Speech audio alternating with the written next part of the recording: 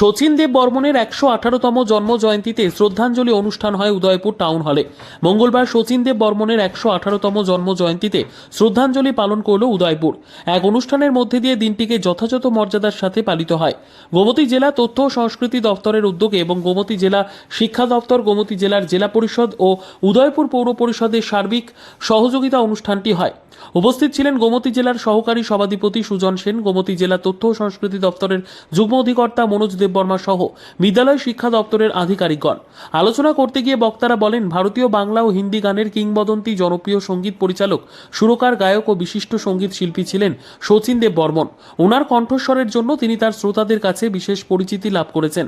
শচীন দেব বর্মনের জন্ম বাংলাদেশের কুমিল্লা জেলাতে 1906 সালের 1 অক্টোবর।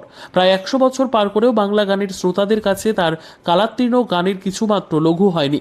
শুধু সঙ্গীত শিল্পী হিসেবে নয়, গীতিকার হিসেবেও তিনি সার্থক ছিলেন। বিভিন্ন চলচ্চিত্রে সঙ্গীত পরিচালকের দায়িত্ব পালন করেছেন নিষ্ঠা ও সরতার মধ্যে। তার গান শুধু ভারতে নয়, গোটা বিশ্বে শচীন দেব বর্মনের গান খুব জনপ্রিয়তা অর্জন করে। অনুষ্ঠানকে কেন্দ্র করে বিভিন্ন বিদ্যালয়ের ছাত্রছাত্রীদের উপস্থিতি ছিল লক্ষণীয়।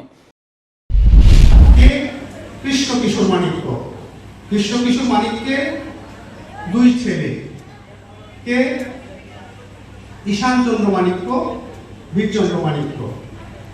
কৃষ্ণ কিশোরের পর রাজা হলেন কে? ঈশানচন্দ্র মানিক্য। ঈশানচন্দ্র মানিক্যর অকাল মৃত্যু হয়েছে। কে রাজা হবেন?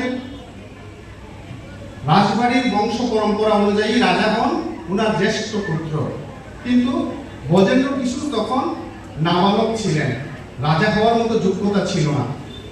যার কারণে ঈশানচন্দ্রের ছোট ভাই বীরচন্দ্র রাজা হলেন। এই কিন্তু আমরা দেখি যে, আমরা অনেকেই বলি যে এস.ডি. বর্মন বা শচীন কর্তা রাজা হতে পারতেন।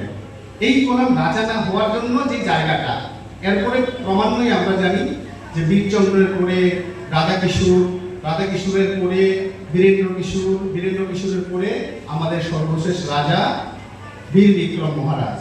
এই হচ্ছে 184। আর ওই দিক দিয়ে কি হচ্ছে? ব্রজেন্দ্র কিশোর। ব্রজেন্দ্র কিশোরের ছেলেকে নবদ্বীপ চন্দ্র। নবদ্বীপ চন্দ্রের নবম সন্তান হচ্ছে